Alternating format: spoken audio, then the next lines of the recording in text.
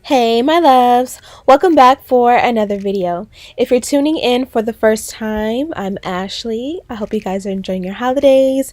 And today, of course, you guys know we're doing a start to finish slay.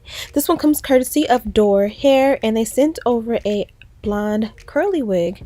So as always, they included some goodies in the packaging, and this is a close-up of what the wig looks like. Now this one is pretty unique. This one is a 27 in color, it's 180% density, and it's 22 inches in length. And of course, I just showed you guys the inside cap construction. They did send over a medium cap, which fit fine, but I definitely could have used a size small. So step one for me today is going to be to go ahead and co-wash my wig. Now I highly recommend that you always wash or co-wash your wigs. Just generally speaking, I don't feel the need to use soap because it is a brand new wig. Soap meaning shampoo, of course, but I do feel like, you know, you kind of want to disinfect it, run it through the water, see what happens actually to the wig, and of course make sure it's like clean before you put it on your head. And it also like pulls out the curls if there's curls. It always makes the install and the baby hair and everything just looks so good when you wash it first. So this is what the wig looks like on after I went ahead and give it a nice air dry. The curls are absolutely beautiful. Now what I like about a number 27 is if you're gonna dye it using the watercolor method or just, you know, the old-fashioned way, this is still gonna give you a nice color, and it's basically a nice base for pretty much any color. But you know, it's even better because when you get a 613 blonde wig, number one, I feel like it's gonna shed a little bit more. Being a darker complexion woman, it's not gonna blend with my skin as much, and you know, just all around I feel like a number 27 is a great start. Now there are obviously specific colors that you may want to do that this may be too dark for as a start, and so forth and so on, but just in generally speaking, a 27, and it also is a funky color in a way, so if it doesn't blend with your skin, obviously that makes a difference. But again, a 27 I feel like is just a little less processed than a blonde, and you can still get similar results as far as dyeing hair goes.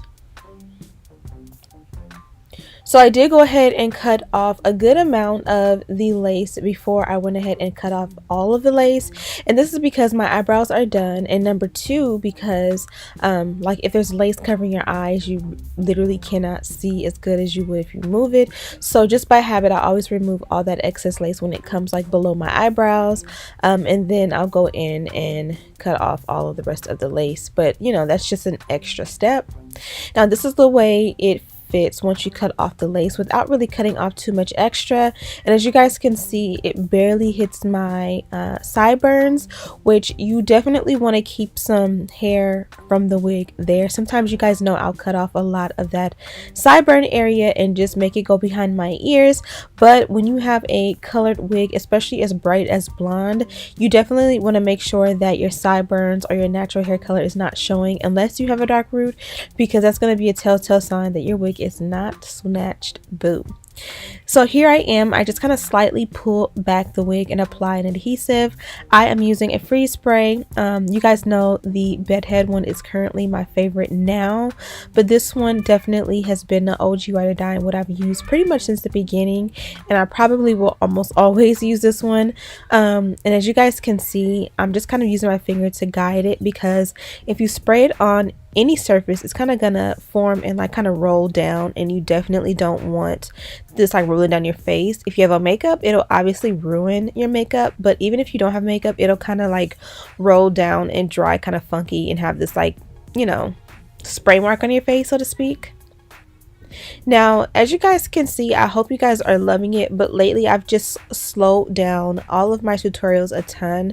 I do realize that a lot of you are 100% beginners and you don't know what you're doing, so by slowing it down, hopefully you can see and feel in real time that, you know, you're getting an idea of what I'm doing.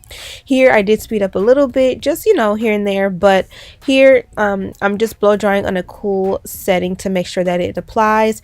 And when you use a blow dryer, you almost feel like the wig gets tighter, like it feels like it's, you know, really bonded down and gripping your head really good.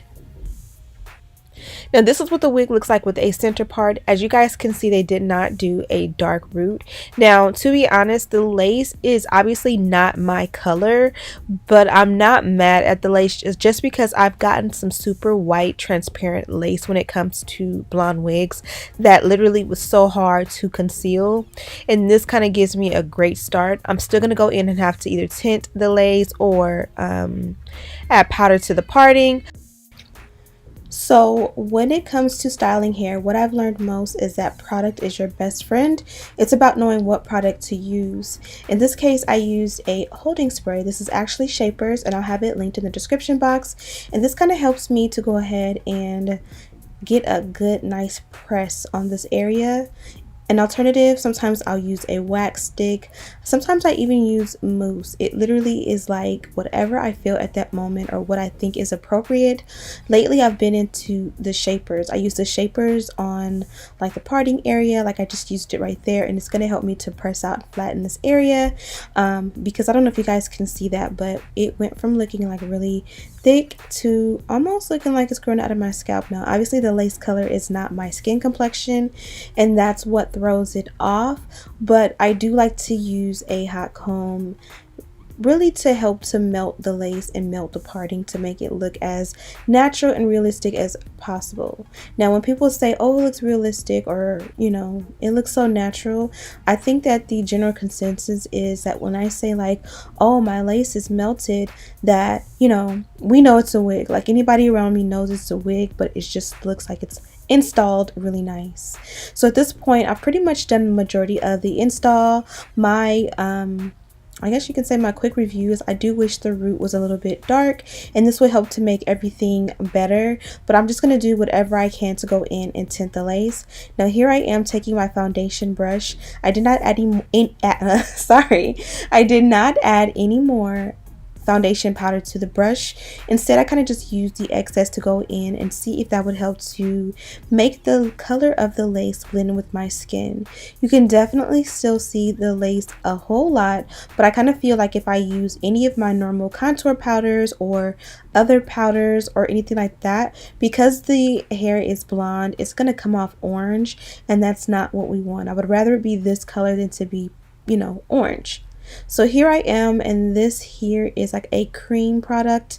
This is listed in the description box, and I just took a really tiny eyeshadow brush, I believe, and I'm just stippling it in lightly. I'll show you in a second the comparison of what each side looks like with and without this product. So you guys see here, it's kind of white at the root, and where at that product, it's more of a brown skin tone color. Again, it may not be 100% perfect, but it does help everything to look a lot better. So since I'm going to do a half up, half down, I went ahead and parted out the rest of my ponytail. And if you just look at that side, that right side, and just continue to compare it to the left side, I personally think it makes a huge difference. But you can kind of see that no matter what powder I use, if it's near my skin complexion on a blonde wig, the lace of a blonde wig, it always comes up orange for me. So I'm still on a hunt for a product that I can add. I do use a spray on lace tint as of late, but if I would have sprayed it on the root from the inside, it definitely would have transformed the root and possibly even the hair. So I personally think that if you want to go in with something that's a little bit more permanent, I would use like a hair dye or something like that. I've used the Adore dye in the root, and that's helped before in the past. And I've also purchased a product from Wella that is supposed to be like kind of like when you go in and like dye your roots, but you do it pretty much and stipple it into the lace section by section. So if you guys want to see me do that, I'll do that coming up soon, the next time I get a blonde wig. And I think that is ultimately the best idea because you don't have to continue to touch it up. It pretty much is, it's a semi-permanent solution, but if you're only wearing a wig for a couple of weeks or so, it definitely will, you know, last that amount of time. So here I am, I'm just taking a piece of the hair to go around that rubber band so that everything blends and looks flawless and seamless. I love to do a good high messy ponytail. It's definitely not perfect, but I find that when I try to make it perfect, sometimes I kind of just frustrate myself. So if it's like a bone straight look, I definitely would go in and make the ponytail super sleek, but in this case we're doing a nice fun messy look, so I think it looks good.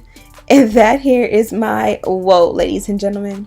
So this is the finished look. I hope you guys enjoyed this step-by-step tutorial. Be sure to like this video and subscribe. Thank you guys so much for watching, and as always, I'll see you in the next one. Smooches!